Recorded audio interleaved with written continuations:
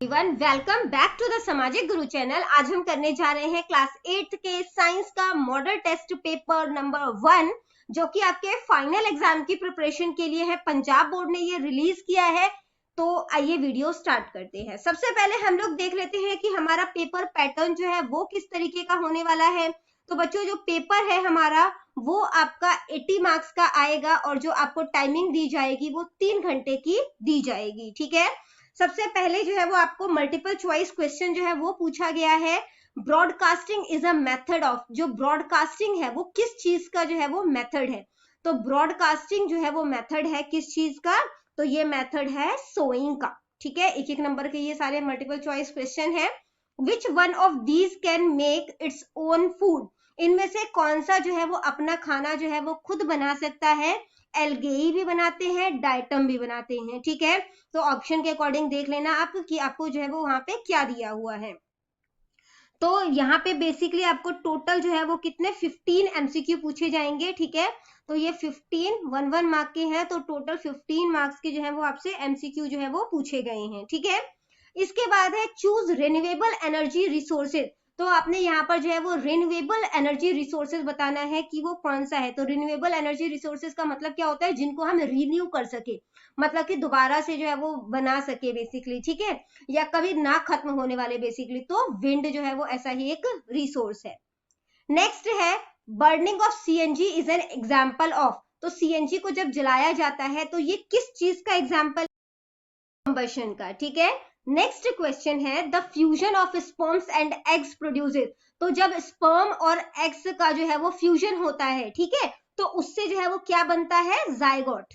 ठीक है, next question जो है वो आपसे पूछा गया है कि इंटरनेशनल बायोडाइवर्सिटी डे जो है वो कब मनाया जाता है। ठीक है, बायोडाइवर्सिटी मतलब जो हमारी जो मतलब कि विभिन्नता देखने को मिलती है, लाइफ की विभिन्नता देखने को मिलती है। ठीक है, जैसे प्लांट्स अलग अलग तरीके के हैं, एनिमल्स अलग अलग तरीके के हैं। तो इस डे को कब सेलिब्रेट किया जाता है, तो 22 मई को। ठीक है, अगला है deficiency of iodine in diet causes.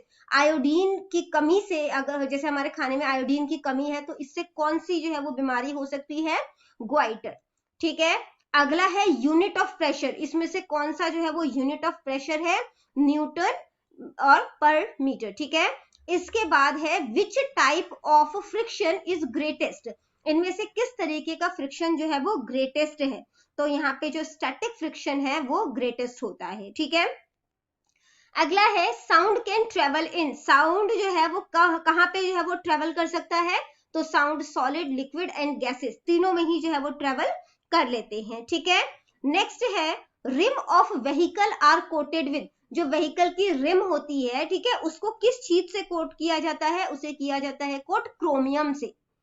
ठीक है, नेक्स्ट है charge is produced by the transfer of. तो चार्ज जो है वो किस तरीके से ट्रांसफर किया जाता है, जो चार्ज प्रोड्यूस हुआ है वो कैसे ट्रांसफर होगा, इलेक्ट्रॉन्स की हेल्प से। नेक्स्ट क्वेश्चन देखते हैं which is used to see beautiful pattern. इसमें से किसका इस्तेमाल करेंगे ब्यूटीफुल पैटर्न को देखने के लिए, तो कैलिडोस्कोप। ठीक है, ये बेसिकली जो है वो मिरर लगाकर बनाया जाता है ना, 3 इस तरीके से जो है वो मिरर जो है उनको जो है वो लगाते हैं। ठीक है, और बीच में जो है वो कुछ हम जो है वो स्टोन्स या कह सकते हो, इसके अलावा मोतियां वगैरह डाल देते हैं और उससे जो है वो अलग अलग तरीके के डिजाइन बनते हैं। ठीक है, नेक्स्ट है earthworm is used for preparing. Earthworm का इस्तेमाल जो है वो किस चीज को बनाने के लिए किया जाता है, वर्मी कंपोस्ट। ये एक तरीके की खाद होती है। ठीक है, नेक्स्ट है binary fission takes place in. जो बाइनरी फिजन होता है वो इनमें से किसके अंदर होता है, तो अमीबा के अंदर होता है। नेक्स्ट आ जाता है मैचिंग, एक एक नंबर का है ये भी। ठीक है, तो 1 into 5 जो है वो 5 हो गया। इसके बाद जो है वो यहाँ पर आपसे पूछा गया है कि एटमॉस्फेरिक प्रेशर। तो एटमॉस्फेरिक प्रेशर जो है वो क्या, वो हो गया आपका फोर्स और एरिया। ठीक है, इसके बाद जो है वो आपसे पूछा गया है पेनक्रियाज। तो पेनक्रियाज जो है वो किसके साथ कनेक्टेड है, इंसुलिन के साथ। ठीक है, नेक्स्ट आ जाता है ग्लास। तो ग्लास जो है वो क्या है, नॉन कंबस्टिबल। ठीक है, फिर आ जाता है नॉक्टर्नल एनिमल। नॉक्टर्नल एनिमल यानी जो एनिमल रात में जागते हैं, तो वो है आउल। HIV जो है वो किसकी वजह से होता है, वायरस की वजह से। ठीक है, फिर आ जाता है फिलअप। और फिलअप जो है उसमें आपको जो है यहाँ पर ऑप्शन दिया गया है, टोटल 10 फिलअप्स पूछे जाएंगे। ठीक है, तो 1 into 10 is 10 मार्क्स के जो है वो आपके फिलअप है। Migratory birds come to India in dash seasons. जो माइग्रेटरी बर्ड होती है इंडिया में वो कब आती है, ठीक है, तो वो आती है विंटर सीजन में, winter season. Dash part of the flame is hottest. कौन सा, मतलब कि जो लॉ का कौन सा जो पार्ट है वो सबसे ज्यादा गर्म होता है, तो outer part, outer part. Next है rubbing both hands produces dash due to friction. तो दोनों हाथों को जब हम रगड़ते हैं आपस में तो क्या फ्रिक्शन की वजह से प्रोड्यूस होता है, हीट। तो ठंड में जब आप हाथ आपस में रगड़ते हो, देखते हो ना आपके हाथ जो है वो गर्म फील होते हैं, तो वो फ्रिक्शन की वजह से होता है। Air in motion is called. तो जो एयर मोशन में है, मतलब मूवमेंट में है, उसे हम लोग क्या बोलते हैं, विंड। नेक्स्ट है क्रॉप्स ग्रोन इन विंटर। तो विंटर में जो फसलें उगाई जाती है उसे हम लोग क्या बोलते हैं, रबी क्रॉप्स, ठीक है।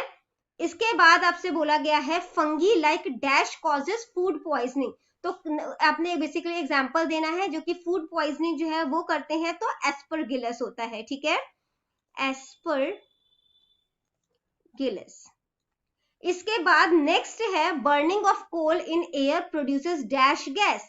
तो जब हम हवा में कोयले को जलाते हैं तो उससे क्या प्रोड्यूस होता है, कार्बन डाइऑक्साइड गैस, ठीक है, कार्बन डाइऑक्साइड। फिर है hertz is the unit of. Hertz जो है वो किस चीज का यूनिट है, तो ये यूनिट है बेसिकली फ्रीक्वेंसी का, ठीक है। नेक्स्ट है the chemical substance secreted by the glands are called. तो जो ग्लैंड जो भी केमिकल जो है वो मतलब सेक्रीट करता है, ठीक है, उसको जो है हम लोग क्या बोलते हैं, हार्मोन्स। नेक्स्ट है electric tester uses dash effect of current. तो इलेक्ट्रिक टेस्टर जो होते हैं वो किस चीज का यूज करते हैं इफेक्ट ऑफ करंट के लिए, हीटिंग का, ठीक है। तो electric tester uses heating effect of current. तो जो इलेक्ट्रिक टेस्टर होते हैं वो हीटिंग इफेक्ट ऑफ करंट का इस्तेमाल करते हैं।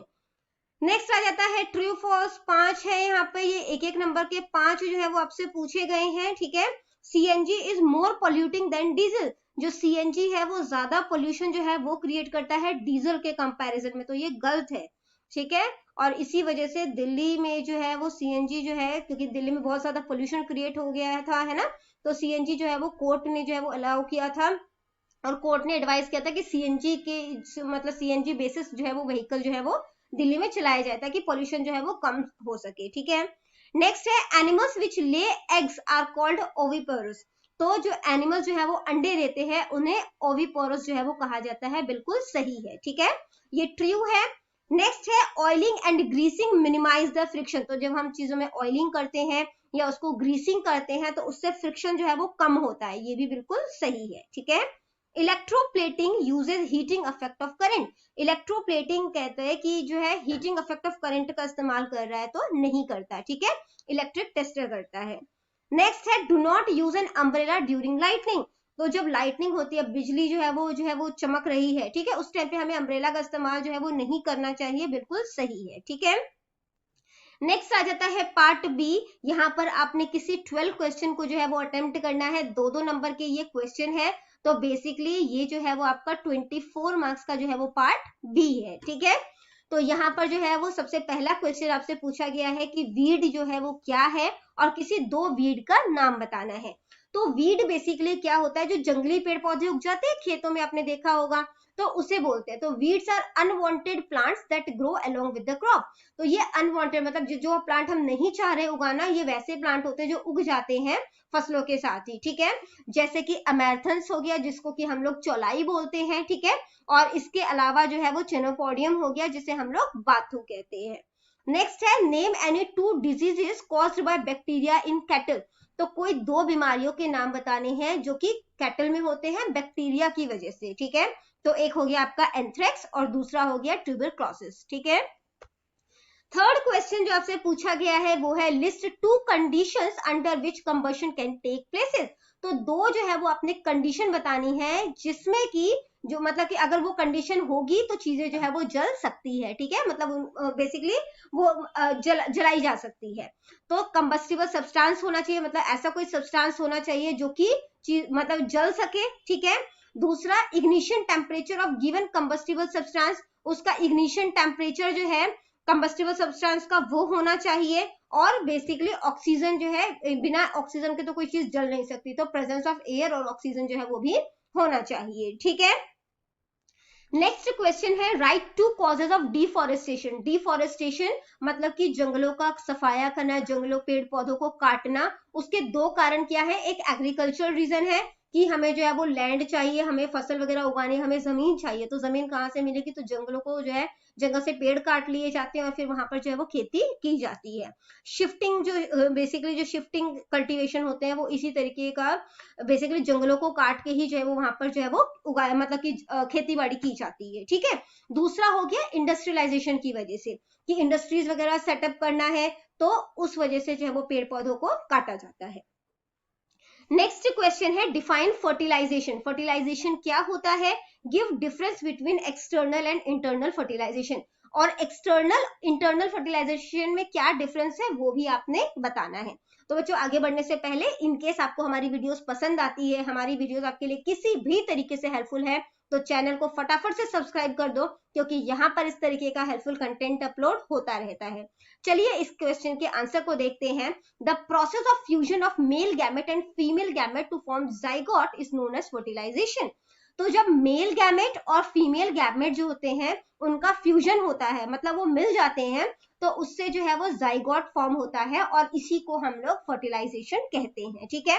ये दो तरीके का होता है, इंटरनल यानी कि बॉडी के अंदर होगा और दूसरा एक्सटर्नल फर्टिलाइजेशन, ठीक है, जो कि बाहर होगा। इन दोनों में आप डिफरेंसेस क्या है, जो इंटरनल फर्टिलाइजेशन होता है वो फीमेल की बॉडी के अंदर होगा, ठीक है। इंटरनल है, नाम से पता चल रहा है, तो ये जो फर्टिलाइजेशन होता है फीमेल की बॉडी के अंदर होगा, जबकि जो एक्सटर्नल फर्टिलाइजेशन होता है वो फीमेल बॉडी के बाहर होता है, ठीक है। Less gametes are produced in internal fertilization, तो यहाँ पे कम गैमेट्स जो है वो प्रोड्यूस होंगे, ठीक है। जबकि इसके कंपेयर में यहाँ पर जो है वो नंबर ऑफ गैमेट्स जो होंगे वो ज्यादा प्रोड्यूस होंगे। This is more efficient form of fertilization, बहुत ही मतलब कि प्रभावी तरीका है ये जो है फर्टिलाइजेशन का, और ये लेस एफिशिएंट है, ठीक है। एग्जाम्पल जैसे कैट और काउ में जो है वो इंटरनल फर्टिलाइजेशन होता है, जबकि जो फिशेस और फ्रॉग्स होते हैं उनमें एक्सटर्नल फर्टिलाइजेशन होता है, ठीक है।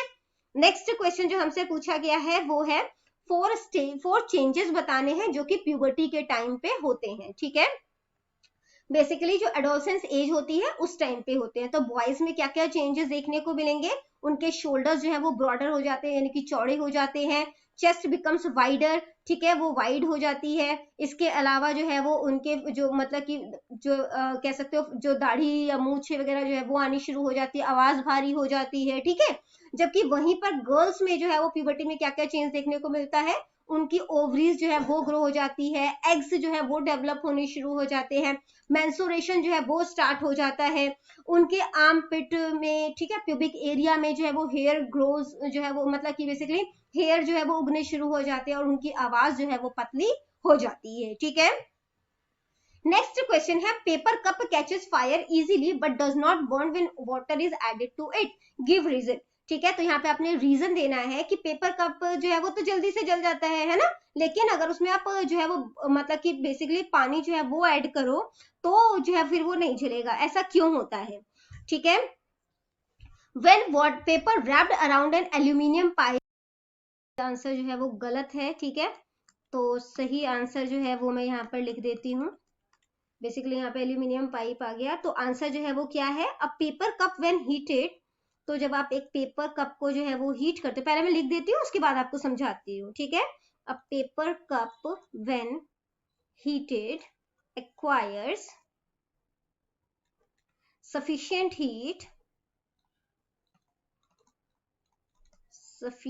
heat to reach its ignition temperature, तो बेसिकली जब इग्निशन टेम्परेचर तक जो है किसी भी चीज का जो है वो टेम्परेचर पहुंच जाता है तो वो चीजें जो है वो इजीली जलना शुरू हो जाती है, ठीक है। तो एक पेपर कप जो होता है, जब उसको हीट जो है वो प्रॉपर किया जाता है, प्रॉपर उसको हीट मिल रही है, तो उसका इग्निशन टेम्परेचर जो है वो रीच हो जाता है और वो इजीली जल जाता है, ठीक है। एंड इजीली अगर वहीं पर जो हीट है, ठीक है, वो जब हम पेपर उसमें जो है वो ट्रांसफर कर रहे हैं, तो जो हीट होगा बेसिकली वो जो है वो कप सर जो मतलब कि जो हीट होगा वो पानी में जो है वो ट्रांसफर हो जाएगा, ठीक है, और इस वजह से जो है वो कप में आग नहीं लगेगी। नेक्स्ट क्वेश्चन है, फ्रिक्शन को डिफाइन करो कि फ्रिक्शन क्या होता है। दो मेथड बताओ टू अफेक्ट फ्रिक्शन, जो कि फ्रिक्शन को अफेक्ट करता हो, ठीक है, उसको प्रभावित करता हो।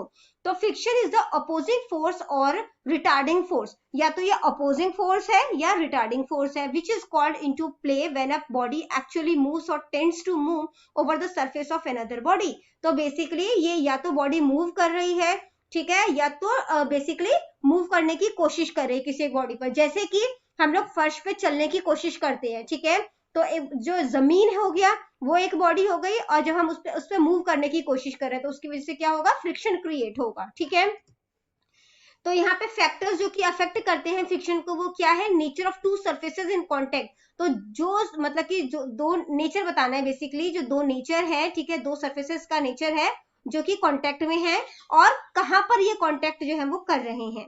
नेक्स्ट क्वेश्चन है, what is the difference between asexual and sexual reproduction, ठीक है। तो असेक्सुअल और सेक्सुअल रिप्रोडक्शन में क्या फर्क है वो हमने बताना है।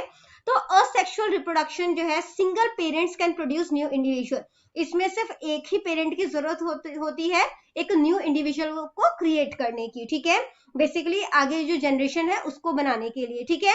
जबकि जो सेक्सुअल रिप्रोडक्शन होते हैं उसमें मेल और फीमेल दोनों की जरूरत होती है, दोनों पेरेंट्स की होगी, और तब उनका बेबी जो है वो प्रोड्यूस होता है, ठीक है।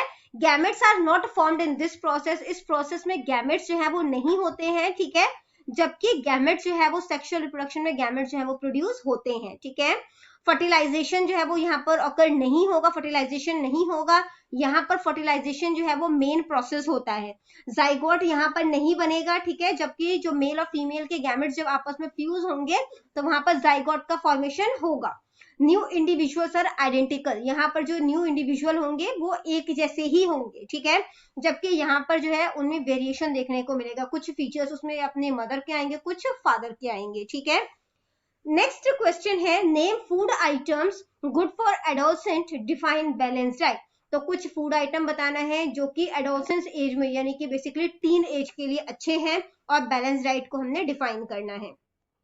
A balanced diet is essential for proper growth and development of adolescents should include, तो बेसिकली जो एक बैलेंस डाइट होता है, ठीक है, तो बैलेंस डाइट क्या, जिसमें जितने भी न्यूट्रिशन है, ठीक है, कार्बोहाइड्रेट, प्रोटीन, विटामिन, मिनरल्स, ये सारे ही जो है वो प्रॉपर मात्रा में होंगे, और तभी जो है वो हम जो एडोलसेंस यानी कि टीन एज जो है वो डेवलप अच्छे से कर पाएंगे। उसमें क्या क्या होना चाहिए, मिल्क, फ्रूट, लीफी वेजिटेबल, ठीक है, पत्तेदार सब्जियां, जैगरी यानी कि गुड़, मीट, ठीक है, इसके अलावा जो है सिट्रस फ्रूट, जो खट्टे फ्रूट्स होते हैं, इंडियन गूसबेरी, आंवला हो गया, दालें हो गई, ठीक है, नट्स, इसके अलावा जो है वो पल्सेस वगैरह जो है, ये सारी चीजें इसमें इंक्लूड होना चाहिए। नेक्स्ट है, a balance diet of protein, carbohydrate, fats, vitamin and mineral. तो एक बैलेंस डाइट वो डाइट होता है जिसमें सही मात्रा में प्रोटीन, कार्बोहाइड्रेट, फैट, विटामिन और मिनरल्स जो है वो पाए जाते हैं, ठीक है। नेक्स्ट क्वेश्चन जो है वो देखते हैं। नेक्स्ट क्वेश्चन जो है वो कहता है, फ्रिक्शन जो है वो एक जरूरी बुराई है बेसिकली, ठीक है, इविल है, explain with example. Friction is an evil that hampers the motion, causes wear and tear in machine part. तो फ्रिक्शन जो है वो एक बेसिकली जो है वो इविल है जिसकी वजह से मोशन होता है, और इस मोशन की वजह से मतलब चीजें टूटती फूटती भी हैं, and causes wastage of energy, और एनर्जी जो है वो वेस्ट होता है। But the same friction is very necessary for us, लेकिन वही फ्रिक्शन हमारे लिए बहुत जरूरी भी है, as is clear from the explanation provided below. तो नीचे जो है वो उसकी एक्सप्लेनेशन जो है वो प्रोवाइड की गई है कि क्यों हमारे लिए जरूरी है, ठीक है। तो बेसिकली जो है मतलब कि बेसिक ये क्या होता है कि सबसे पहले हम एनर्जी जो है वो वेस्ट कर रहा है फ्रिक्शन की वजह से, क्योंकि मशीन के पार्ट्स जो है वो टूट रहे हैं, और कुछ इसके जो फायदे हैं वो क्या है, फ्रिक्शन जो है जमीन के साथ जब हमारा फ्रिक्शन होता है, ठीक है, तो क्या होता है, हम चल पाते हैं। Friction between the tyres and the road, tyres और रोड के फ्रिक्शन की वजह से हमारी जो व्हीकल है वो सही तरीके से ड्राइव कर पाती है। जो निब, ठीक है, और पेन जो पेन का निब है उसके बीच में और पेपर के बीच में होता है, तो उस वजह से हम लिख पाते हैं। जब एटम्स जो है, friction between the atoms of the heating element, जिस एलिमेंट को हम हीट कर रहे हैं उसके एटम्स और जो है of an electric press produces heat, ठीक है। तो यहाँ पर जो है बेसिकली जो मतलब कि हम जो है वो हीट प्रोड्यूस जो हो रहा है, ठीक है, फ्रिक्शन की वजह से, तो उसकी वजह से हम अपने कपड़ों पर जो है वो आयरन जो है वो कर पाते हैं। It is easier to cut the apple with knife of sharp edge than a blunt one. तो सेब को जो है वो एक तेज धार चाकू से काटना इजी क्यों है, बजाय कि एक ब्लंट वन, मतलब ऐसा चाकू जिसमें धार जो है वो ज्यादा नहीं है। A sharp knife provide less area for the force we apply. तो एक जो तेज धार वाला चाकू होता है वो कम एरिया प्रोवाइड करता है, ठीक है, जो है फोर्स के लिए। Due to this more pressure is created on the surface of the apple, जिसकी वजह से एप्पल पे जो है वो ज्यादा प्रेशर जो है वो क्रिएट कर पाता है। In this way it is easier to cut the apple, और इस वजह से शार्प एजेस वाली नाइफ से एप्पल काटना इजी होता है as compare to blunt one, ठीक है। नेक्स्ट क्वेश्चन है, why do electrician wear rubber shoes not rubber gloves. तो जो इलेक्ट्रिशियन होते हैं वो रबर शूज पहनते हैं, रबर ग्लव्स नहीं। Electrician wear rubber gloves and rubber shoes when repairing electrical supply lines or electrical circuit because rubber gloves and shoes are poor conductor of electricity. ठीक है, यहाँ पे जो है electrician wear rubber shoes and rubber gloves आएगा, ठीक है, मेरे अकॉर्डिंग तो क्वेश्चन यही है, ठीक है। तो यहाँ पे बोला है कि वो रबर ग्लव्स और रबर शूज जो है वो इस करके पहनते हैं क्योंकि वो बैड कंडक्टर है, ठीक है, इलेक्ट्रिसिटी का, मतलब कि इलेक्ट्रिसिटी को वो पास जो है वो नहीं होने देगा। In this way electricians are protected from electric shock, और इस वजह से वो इलेक्ट्रिक शॉक से बचे रहते हैं। So by using rubber gloves and rubber shoes accident of electric shocks can be avoided. तो रबर ग्लव्स पहनकर, रबर शूज पहनकर जो इलेक्ट्रिक शॉक से जो एक्सीडेंट हो सकता है उससे बचाव किया जा सकता है, ठीक है। अगला क्वेश्चन है, draw a labelled diagram of gold leaf electroscope. तो गोल्ड लीफ इलेक्ट्रोस्कोप का डायग्राम जो है वो आपसे पूछा गया है, तो वो इस तरीके से बनेगा। ये आपका जो है वो चार्ज रॉड है, ठीक है, चार्जिंग जो है वो यहाँ पर शो हो रहा है, ये पॉजिटिव चार्ज है। यहाँ पर मेटल प्लेट रखी गई है जो कि नेगेटिवली चार्ज है, ठीक है। ये आपका जो है वो गोल्ड फॉइल है और ये एक ग्लास कंटेनर है, ठीक है। अगला है, व्हाट इज पेंडेमिक। पेंडेमिक जो है वो क्या होता है, नेम एनी टू पेंडेमिक, और किसी दो पेंडेमिक का नाम जो है वो आपने बताना है, ठीक है। तो पेंडेमिक बेसिकली जो है वो इन्फेक्शियस डिजीज होता है, ठीक है, एक एपिडेमिक यानी कि एक आपदा है जिसमें कि जो कोई फैलने वाली जो इन्फेक्शियस डिजीज है, ठीक है, वो बड़े एरिया में जो है वो फैल जाती है, बहुत तेजी से फैलती है, जैसे कि आप सभी को पता है कोविड-19, ठीक है, plague, cholera. Write laws of reflection of light and draw diagram. तो जो रिफ्लेक्शन का लॉ है वो आपने बताना है, ठीक है, रिफ्लेक्शन ऑफ लाइट का, और आपने डायग्राम जो है वो भी बनाना है। तो यहाँ पर जो एंगल आई है, ठीक है, वो हमेशा एंगल आर की जो है वो इक्वल होगी, यानी कि एंगल ऑफ इंसिडेंस जो है, ठीक है, तो एंगल ऑफ इंसिडेंस जो है वो एंगल ऑफ जो है आपके रिफ्लेक्शन के जो है वो इक्वल होगा। इसी तरीके से इंसिडेंट रे, रिफ्लेक्टेड रे और जो नॉर्मल है, ठीक है, इंसिडेंट रे, नॉर्मल और रिफ्लेक्टेड रे मिलकर जो है वो एक सेम प्लेन बनाते हैं, ठीक है, और ये उसका डायग्राम है। अगला क्वेश्चन, क्वेश्चन नंबर 17 जो है वो है, what are various varieties of coal. Coal की अलग अलग वेराइटी कौन सी है, एंथ्रासाइट है, बिट्यूमिनस है, सब बिट्यूमिनस है, लिग्नाइट एंड पीट, ठीक है। Next ultrasound. अल्ट्रासाउंड जो है वो क्या है, किसी एक जो है वो इसका यूज बताना है मेडिकल ट्रीटमेंट में। तो जो साउंड जो है वो 20,000 हैजर्ड से जो है वो ज्यादा की फ्रीक्वेंसी होगी, वो अल्ट्रासाउंड है, ठीक है। This sound is not audible by humans, इंसान इस आवाज को नहीं सुन सकता। In medical treatment by using ultrasound we can detect the abnormalities in the internal organ of human body and treatment में इसका इस्तेमाल जो है वो कोई मतलब इंटरनल ऑर्गन जो है, ठीक है, जैसे कि हार्ट हो गया, लंग्स हो गया, इस तरीके की जो एब्नॉर्मलिटीज है वो पहचानने के लिए जो है वो किया जाता है, उसके इलाज के लिए किया जाता है। नेक्स्ट जो क्वेश्चन आपसे पूछा गया है वो है पार्ट सी से। यहाँ पे सभी क्वेश्चन जो है वो 3-3 नंबर के हैं, किसी 7 क्वेश्चन को आपने अटेम्प्ट कर, यहाँ पे 7 क्वेश्चन जो है वो करने हैं आपने, 3-3 नंबर का ये क्वेश्चन है, तो 21 मार्क्स का जो है वो आपका ये हो जाएगा, ठीक है। पहला क्वेश्चन है 3 टिप्स जो कि पेट्रोलियम कंजर्वेशन रिसर्च एसोसिएशन ने एडवाइस किया है कि हम पेट्रोल और डीजल को कैसे बचा सकते हैं।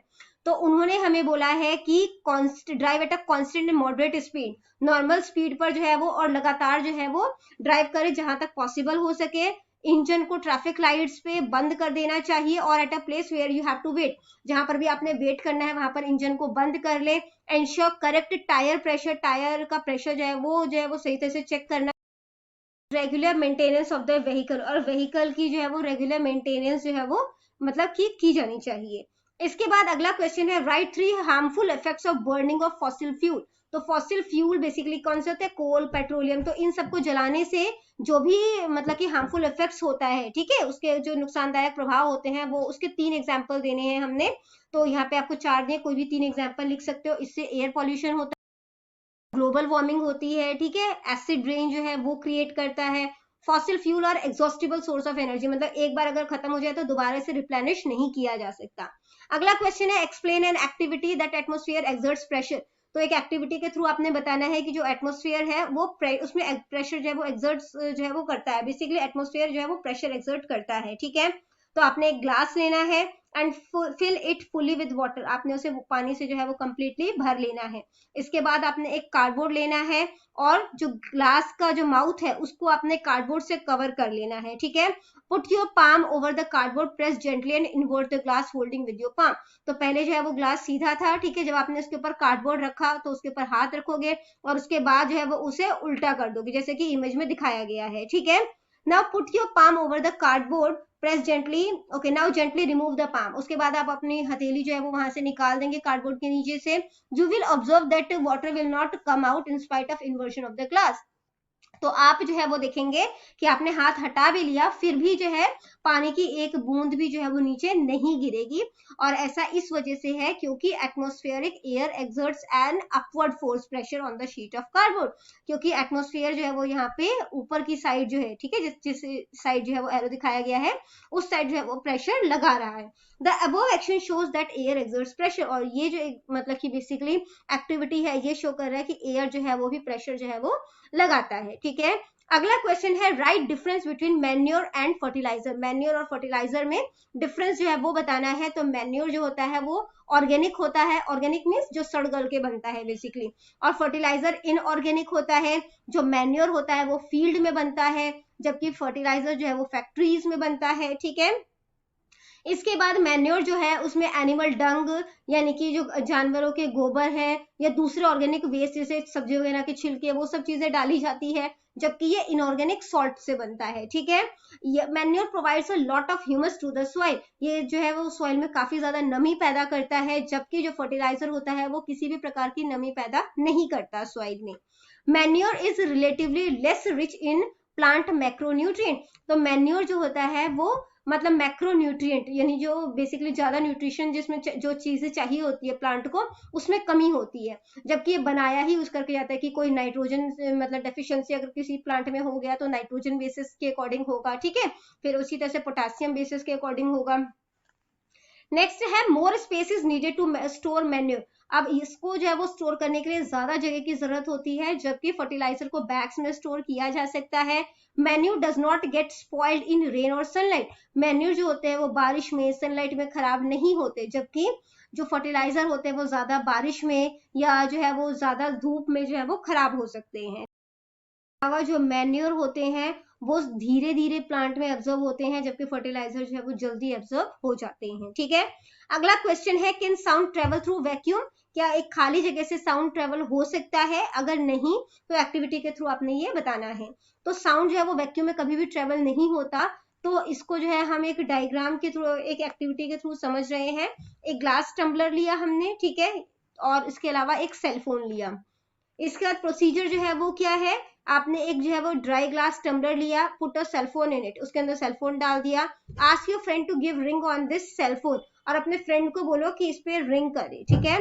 Listen to the sound carefully, इस साउंड को जो आपने ध्यान से सुनना है। Now cover the rim of the tumbler with your hands. अब उसके बाद जो है टम्बलर का जो है मतलब जो ग्लास है बेसिकली उसको आपने जो है वो अपने हाथ से जो है वो कवर कर लेना है, ठीक है। इसके बाद जो है वो क्या हुआ, put your mouth on the opening between your hands. अब अपना जो है वो वहां पर जो है वो आपने जो है वो जो ओपनिंग है, ठीक है, इस साइड जो है वो आपने अपना मुंह रख लेना है। सक द एयर फ्रॉम टम्बलर, और वहां से जितनी भी एयर है उसको सक करके बाहर निकाल लेना है। And indicate your friend to ring the bell again, और वो अपने फ्रेंड से बोलो कि दोबारा रिंग करे। तो ऑब्जर्वेशन क्या था, we can note that sound became fainter when we suck the air from tumbler. तो हम देखेंगे जैसे जैसे जो है वो हम इसमें से हवा जो है वो सक करते जा रहे थे तो जो आवाज है वो भी कम होती जा रही थी। If we remove complete air, अगर हम कंप्लीटली एयर उसमें से रिमूव कर देंगे तो जो फोन की रिंगिंग है वो हमें बिल्कुल ही सुनाई नहीं देगी। ठीक है, तो रिजल्ट जो है वो इसका क्या निकला, sound can not travel in vacuum. Sound है वो वैक्यूम में जो है वो ट्रेवल नहीं कर सकता। ठीक है, क्योंकि उसे किसी ना किसी मीडियम की जरूरत होती है कि वो ट्रेवल कर सके। अगला क्वेश्चन है, ह्यूमन आई का लेबल्ड डायग्राम जो है वो बनाना है। बहुत ज्यादा इंपॉर्टेंट क्वेश्चन है। ठीक है, इसके बाद अगला क्वेश्चन है, फोर्स क्या है उसको डिफाइन करो और differentiate between contact and non contact force. तो कॉन्टेक्ट और नॉन कॉन्टेक्ट फोर्स के बीच में क्या अंतर है वो आपने बताना है। ठीक है, तो एनी पुल और push which acts on a body which either generates motion in it. तो कोई भी, चाहे हम पुल करें, चीजों को खींचे या धक्का दे, ठीक है, जिससे कि जो है वो बेसिकली जो है वो मोशन होता है, stops it's state of motion और चेंज इट्स डायरेक्शन, या तो हम उसके मोशन को जो है वो रोक दे या डायरेक्शन चेंज कर दे। ठीक है, तो ये किस वजह से होता है, फोर्स की वजह से, और इसे हम फोर्स कहते हैं। हमसे पूछा है कॉन्टेक्ट फोर्सेस क्या होता है। जैसा कि नाम से पता चल रहा है, जब दो बॉडीज कॉन्टेक्ट में आती है तो कॉन्टेक्ट फोर्सेस जो है वो प्ले होता है। कॉन्टेक्ट फोर्सेस जो है वो डिस्टेंस से अप्लाई जो है वो नहीं किया जा सकता, जैसे कि फोर्स ऑफ फ्रिक्शन। ठीक है, जबकि जो नॉन कॉन्टेक्ट फोर्सेज हैं ये जो है comes into play when object do not have physical contact between them. तो जब फिजिकल कॉन्टेक्ट नहीं होगा तब भी ये हो सकता है, और ये जो है वो क्योंकि इसमें फिजिकल कॉन्टेक्ट की जरूरत नहीं होती है तो डिस्टेंस से अप्लाई किया जा सकता है, जैसे कि मैग्नेटिक फोर्स। ठीक है, अगला क्वेश्चन है, explain how vermi compost is prepared. किस तरीके से वर्मी कंपोस्ट बनता है वो आपने बताना है। तो two adjacent beds pits are made by using brick and cement. तो दो गड्ढे बनाए जाते हैं ब्रिक और सीमेंट का यूज करते हुए। These pits are made at ground level and connect to each other by alternate hole. और ये दोनों ही जो है वो आपस में एक दूसरे से कनेक्टेड होते हैं। ठीक है, mixture of animal dung and leaves are watered and left to decay in first pit for about 30 days। तो 30 days में जो है जितने भी एनिमल डंग्स है, लीव्स है, उनको जो है वो रख दिया जाता है, उस पर पानी वगैरह जो है वो छिड़क दिया जाता है ताकि ये सड़ गल सके। ठीक है, उसके बाद now earthworms are release in the pit. अब उसमें अर्थवर्म जो है वो छोड़ दिया जाता है। And animal dung leaves and water are put in second pit. अब दूसरे गड्ढे में एनिमल डंग लीव्स वाटर जो है वो भी डाल दिया जाता है। Both the pits is kept moist by sprinkling water over it. और दोनों में नमी जो है वो प्रदान की जाती है बार बार, ताकि इसमें जो है वो बेसिकली दोनों गड्ढों में पानी जो है वो छिड़काव किया जाता है ताकि ये गीले रह सके। After 40 to 45 days the compost in first pit is change to vermi compost. उसके बाद 40 to 45 days में जो पहला गड्ढा था उसका जो मतलब कि जो उसमें कह सकते हैं जो ऑर्गेनिक मटेरियल यानी कि जो गाय का गोबर और पत्ते वगैरह डाला था वो वर्मी कंपोस्ट में चेंज हो जाएगा and it made to dry. अब उसे सुखाया जाएगा। After this, vermicompost is sieved and cocoons of earthworm along with earthworms are put in the second pit। अब उसके बाद से इसमें से जो है वो earthworm वगैरह अलग कर लिए जाएंगे और उसे दूसरे गड्ढे में डाल दिया जाएगा। Again, first pit is filled with animal dung। अब जो पहला गड्ढा खाली हो गया है उसमें दोबारा से animal dung, water और leaves डाला जाएगा और इसी प्रोसेस को फॉलो किया जाएगा। ठीक है, नेक्स्ट क्वेश्चन है, राइट 3 कॉन्सिक्वेंस ऑफ डिफॉरेस्टेशन। तो डिफॉरेस्टेशन के 3 कॉन्सिक्वेंस यानी कि रिजल्ट बताने हैं। तो यहाँ पे आपको 6 बताए हैं मैंने, आपने कोई भी 3 जो भी आपको इजीली याद हो जाए उसको एक्सप्लेन कर देना बेसिकली, क्योंकि ये लॉन्ग क्वेश्चंस में है। ठीक है, the water cycle will be disturb. अगर हम ज्यादा पेड़ पौधों को काटेंगे तो वाटर साइकिल जो है वो खराब हो जाएगा। There will be increase in air pollution. Air pollution जो है वो बढ़ जाएगा। ठीक है, ग्लोबल वार्मिंग जो है वो बढ़ जाएगा। सॉइल इरोजन यानी कि मिट्टी का बहाव शुरू हो जाएगा, क्योंकि जो पेड़ होती है उसकी जड़ें मिट्टी को बांध कर रखती है। ठीक है, जो एनिमल्स का घर है, जो वाइल्ड लाइफ के हैबिटेट्स हैं वो खराब हो जाएंगे। ड्राउट यानी कि सूखा का प्रॉब्लम हो जाएगा और जमीन जो है वो डेजर्टिफिकेशन में कन्वर्ट होनी शुरू हो जाएगी, मतलब रेगिस्तान बनता जाएगा। नेक्स्ट क्वेश्चन है, write 3 method to reduce friction. Friction को रिड्यूस करने के कोई 3 तरीके बताने हैं। Making the surface in contact even और smooth reduces projection on the surface and hence prevent interlocking to a great extent reducing friction. तो अगर हम सरफेस को स्मूथ बना दे, इवन बना दे तो फ्रिक्शन कम हो सकता है, या फिर उस पर अब जो है ऑयलिंग या ग्रीसिंग कर दे, बेसिकली लुब्रिकेंट कर दे, तो जो है वो सरफेस जो है वो स्मूथ हो जाएगा। ठीक है, by using rollers, ball bearing and wheels वगैरह चला दे, रोलर चला दे, जिसकी वजह से क्या होगा, sliding friction to rolling friction. तो इसकी वजह से क्या होगा, जो स्लाइडिंग फ्रिक्शन है वो रोलिंग फ्रिक्शन में कन्वर्ट हो जाएगा, और रोलिंग फ्रिक्शन जो होता है there is less surface area in contact, so it is less than sliding friction. तो यहाँ पे स्लाइडिंग फ्रिक्शन के कंपैरिजन में रोलिंग फ्रिक्शन जो है वो कम सरफेस एरिया कवर करता है, इसलिए फ्रिक्शन कम होगा। ठीक है, नेक्स्ट है fluid friction can be reduced by making shape of object streamline. अब फ्लूइड फ्रिक्शन को जो है ऑब्जेक्ट की जो है वो स्ट्रीमलाइन में के शेप में बेसिकली जो है स्ट्रीमलाइन में हम चेंज कर दें तो भी फ्रिक्शन को कम किया जा सकता है। तो बच्चों यहाँ पर हो जाती है हमारी वीडियो खत्म। इनकेस आपको कोई भी डाउट है तो आप कमेंट सेक्शन में क्वेश्चन कीजिए, आपको रिप्लाई करने की पूरी कोशिश करूंगी। Thank you very much and all the best for your exams. Bye bye.